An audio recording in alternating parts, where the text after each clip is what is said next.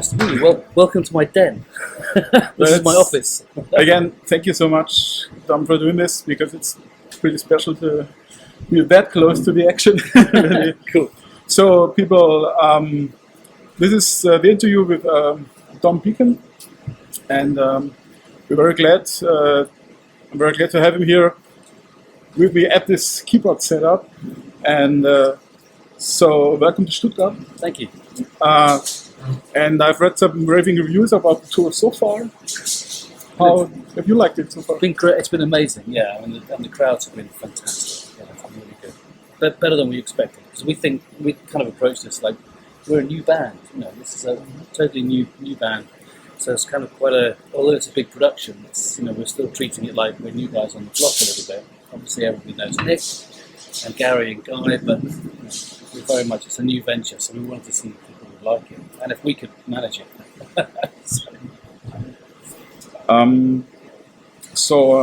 Before we talk about this particular project, why don't you tell me a little bit about your musical upbringing and your first steps into this business? Well, I first started wanting to be a producer and an engineer, and I wrote my own stuff, but for fun really. And very quickly I realised that it was going to be better for me if I was in charge of what I was writing, as well as the production. So I moved into writing, but I was really into writing for for sync music, for film and TV. So I managed to get some work writing music for adverts, which was a good start for me. But right at the early stage, I met Guy, who's a bass player, and I worked for Guy for a while as his assistant and then engineer and then assistant composer, I guess.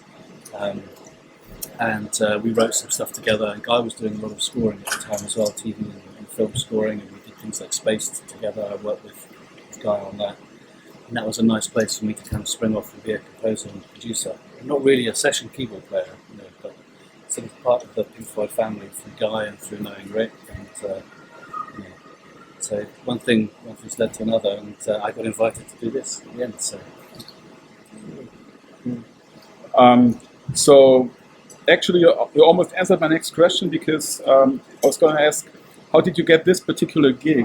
Yeah. Is that through Guy? Yeah, well, it was very much a question of, you know, if Nick wanted to go out and do some music again, what would be a nice way for him to do it? And really it was important that we had a band who really gelled as people and as musicians. So rather than go out and audition lots of session musicians, it was a question of looking around the people that we already knew and saying, well, you know, these guys have played together before. You know, one of the early things we did was Lee organised a group of musicians for Guy's 50th birthday party to play down in Brighton at the party, and we all met there and played together. And Gary had played with Nick before at some events, you know, just for fun. So we all knew that we liked each other and we liked playing together. And so it was going to be a nice group of people to go out on the road with. So we just started by booking, you know, a really tiny rehearsal room. You know, no crew, nothing. We just turned up and just started playing together to see what it was like. And, you know, after the first day, we sort of left it. Yeah, that was fun. That was really good fun. So we just thought, okay, let's come back next week. You know, it just kind of was very organic. Yeah. So it's a real band. You know, there's no session acts here. So now to get a little bit technical here, like from a keyboardist perspective, how do you approach these classic songs? I mean, I checked the set lists you did on the concerts before in Germany, and I guess some other places in Europe. Yeah. And some of the songs have never been played live before. Yeah. Like, for instance, Fearless, the Nile song. Bike has only been played once. I think so, yeah. Vegetable Man definitely never played. And Point Me at the Sky has never been played before. So,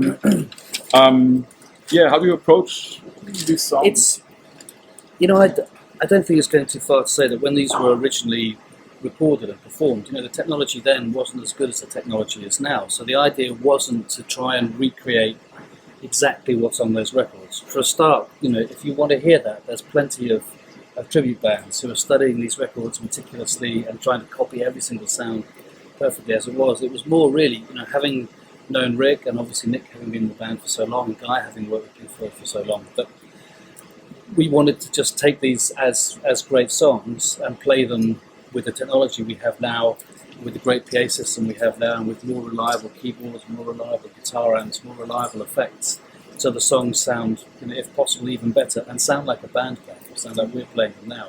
So obviously for me, from keyboards, yes, the arrangements that Rick had on the records and that Rick had played live were a starting point, but because on these records, it all starts with, on one record he's playing Farfisa, on another it's a Vox Continental, on another it's a B3, sometimes the organ is through an amplifier, through a high watt or something, sometimes it's through a Leslie.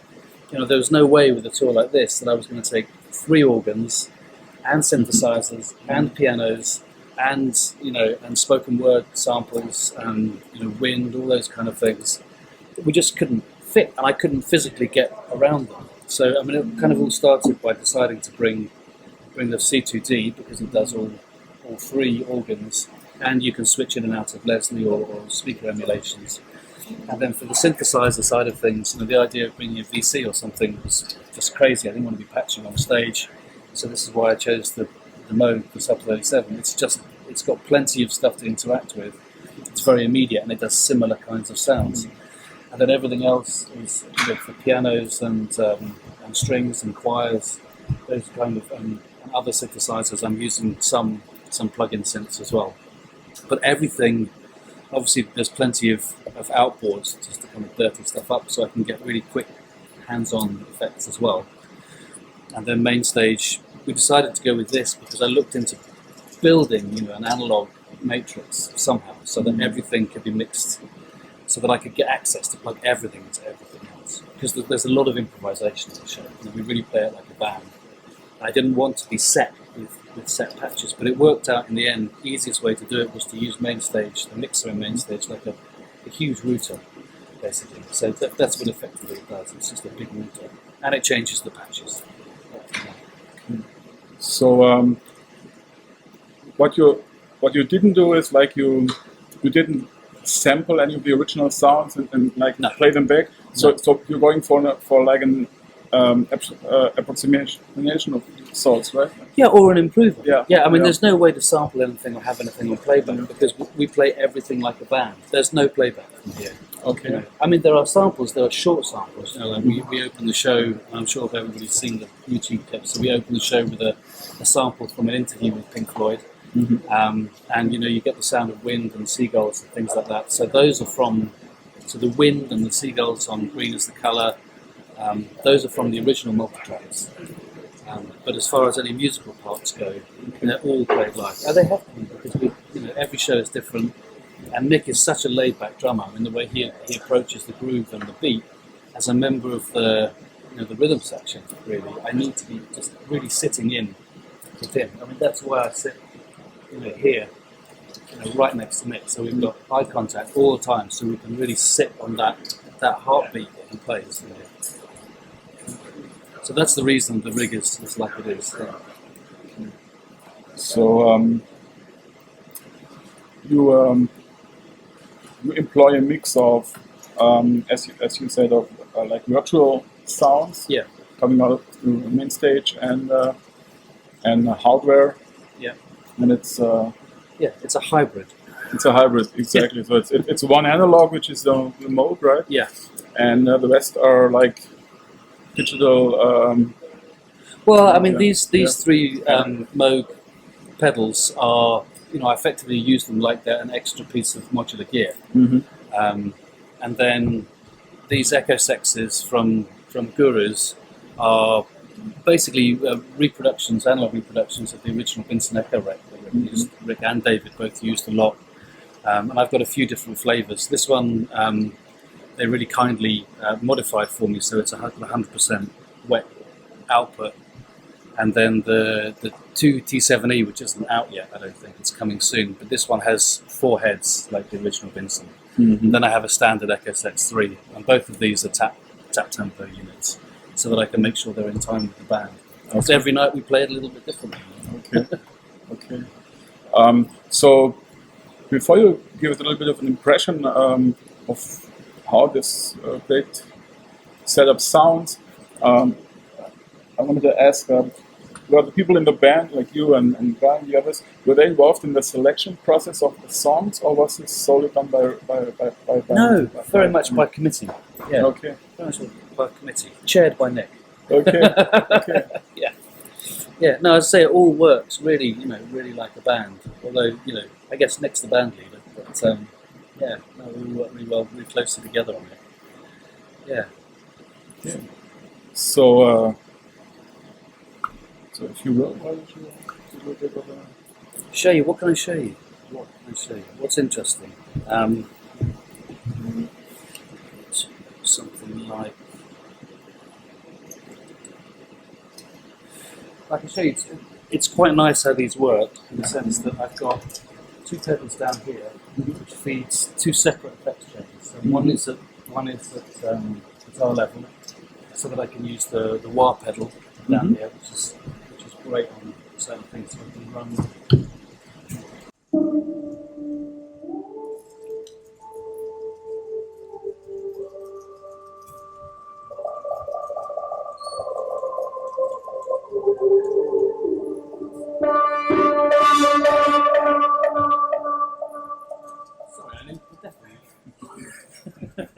So that's really useful. So that's one effects chain that's got the wah in it. But I can also change it around so it's and wet. So I have a separate routing in the main stage. So if I push this flavor, this now goes 100% wet through the wah. I take the delay out.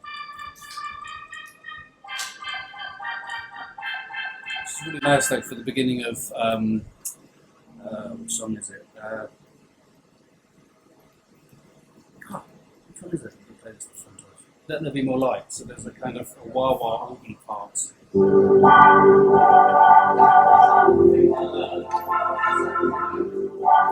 can add to that as well by putting it through the low-pass filter. And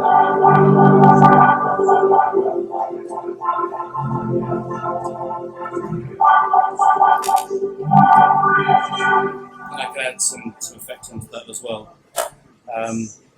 There's this ring modulator here, which I use a lot in the Rats in the Piano start to Saucerful sequence, which is really nice. Again, I can have that running completely through the ring modulator, which starts with this tremolo.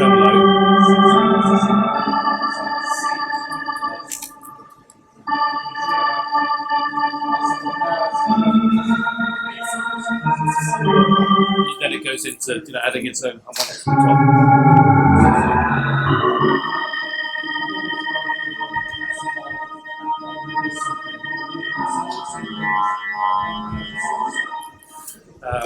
Then I've got a Murph in there as well, which I can tap tempo in to add some.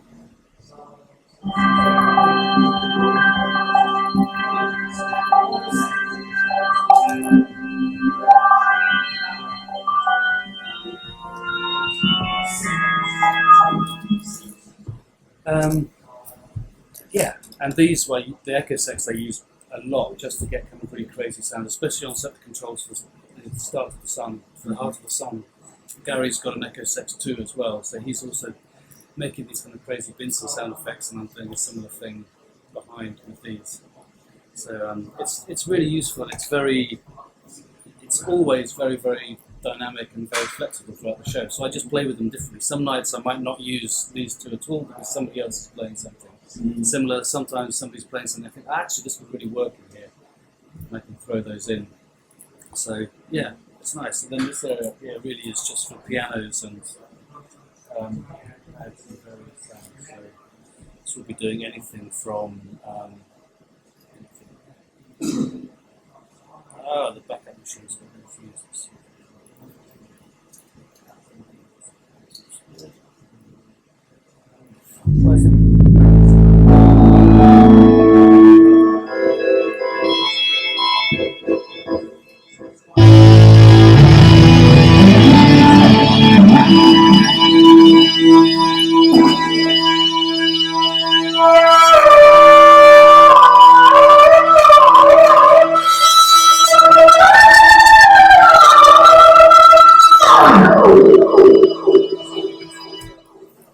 All that kind of stuff to mix together. So that's a mixture of, I think that's probably be a Moog emulation from something like one of the Native Instruments things. And then up here I just have triggers for things like explosions and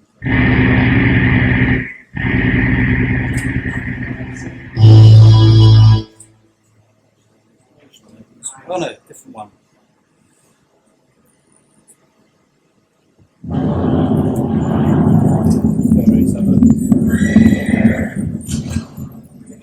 Bits of nonsense. And all of those then are mapped to the mixer on here, so I can control the mix here as well. This mixer is only for my in-ears, so I get a stereo feed of the rest of the band here, and then each one of my individual outputs are here. It's just really useful because the tour is moving so fast. You know, every venue sounds slightly different, and I get different amounts of back. So sometimes you find that even though the mix we set at rehearsal is great, and it was great last night, you know, I turn to something different has changed in the room. Sometimes Gary's guitar is in a slightly different place and is interfering. I find something's a little bit too loud, a little bit too quiet, and I can just quickly grab it. This only affects me; it doesn't affect the front of the house. And then I use these Focusrite Red 8 pre's basically as splitters. So the routing. There's 18 channels of keyboard which goes both to the monitors and to the front of the house over Dante. So that just goes straight over Ethernet, and then the analog outs from here feed my disc. And then we have a backup. The second one is a backup for a second machine, which is a mirror of this one. Then the other machines, my tech Owen is constantly monitoring everything that's going on in the rig to make sure something hasn't gone wrong, and sometimes I screw up as well. Sometimes you'll notice, hang on a minute, Dom's left a pedal and an effect there open. I don't think he's kind of hearing it, and then he can modify what's going on and monitor it from over there. Yeah. And your virtual instruments are all from Contact? No, there's a mixture, I think, in here. There's some Mellotron, some Omnispheres, some Contacts. I used to use EXS24 a lot, and I started moving into Contact now a little bit more. There's a little bit of Massive from Native Instruments. Yeah, mostly for kind of sound design stuff, I'm using Omnisphere. And the Mellotron is nice. The Mellotron sound, I think we use that for. Where's the Mellotron? Also. Oh yeah, this is the string patch at the end of if and that's not. This works really well. But say it's not all that close to the original. You know, if I'm playing this Omnisphere patch, that's not the right patch. I have to make sure the backup machine is on the same patch.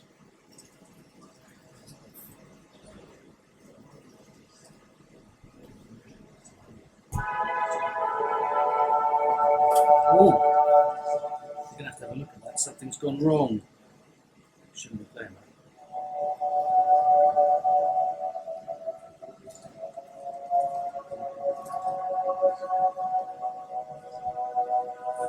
So that's kind of, I mean, it's quite a Pink Floyd-y sort of sound, but it's not from the original.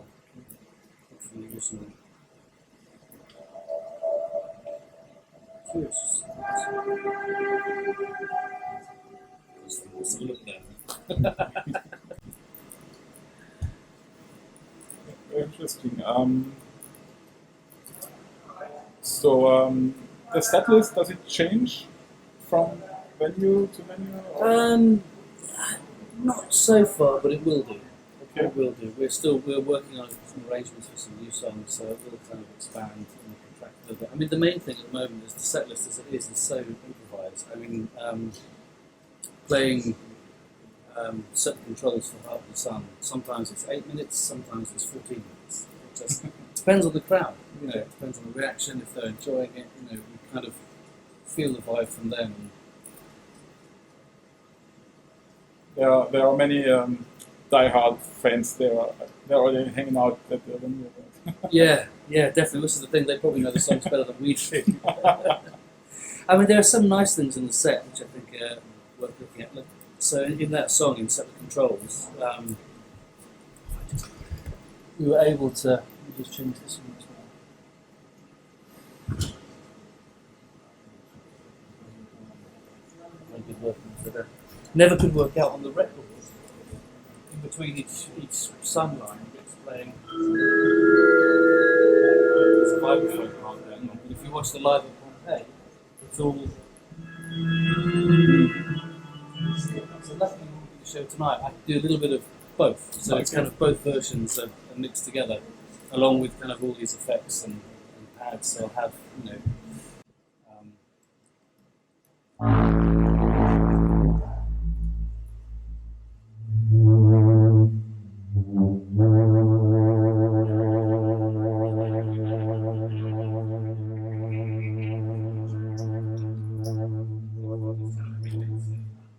Fly.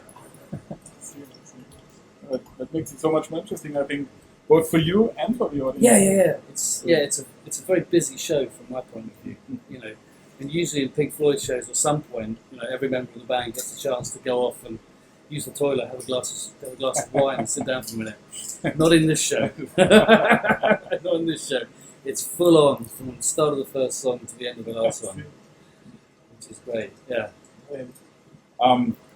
I have one last question, and then, if it's okay, I will take a few pictures of the set. Yeah, sure. So I can fill those into the end product. Yeah, sure. Apart from this project, you have some other things going on. You mentioned before that you work on film scores a little bit, or TV scores, and also you say jingles in Germany. Do you say they still do? Yeah, it's a bit of a pejorative term, jingles. Yeah, I did. I don't do it so much now. Okay. I mean, I have a few clients that I occasionally do things for, but yeah, not so much these days. It's mostly kind of split between writing and producing other artists, and you know, my own writing and video game music and film and TV scores when they come in. And your band, Transit Kings, also.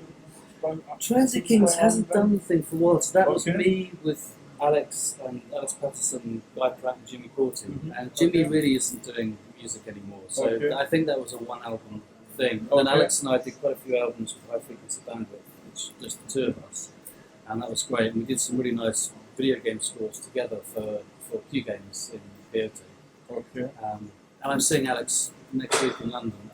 You know, there is more HFB material around, it's just that we both got time. Alex is really busy with the org. I don't play with the org so much anymore.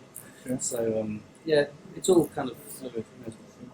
So this video game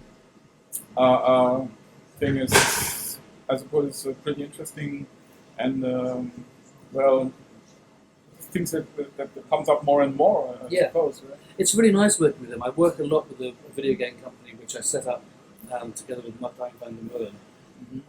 We're based down in Brighton, and we kind of do social video gaming. So it's all of our games are around getting people to play together, you know, in the living room in front of the console. So we released the game last year called It's Quiz Time. It's like a quiz game, and the music was very electronic, very futuristic. And we've just done a nice little game called Awkward, which is a kind of an adult grown-up game where you play it with your partner, with your friends, and it asks you difficult, awkward questions about your life, and you try to guess what your friends or your wife or your girlfriend or your boyfriend will be thinking at the same time, and then it scores you, and it looks at all the stats from all the other players as well.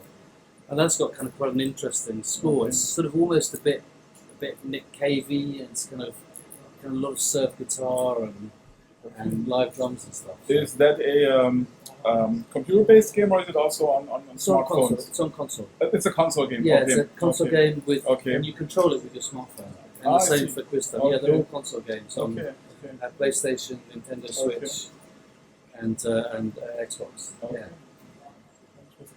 Yeah. So they're pretty, and the creative process of them is very different. It's great. Well, I think if Pink Floyd would be around, or would be just starting out today, that might be something. I'm pretty sure. As well as doing the film scores they did, you know, they'll probably be doing video games as well. I'm sure. Yeah. Well, Dom, thank you so much. Pleasure.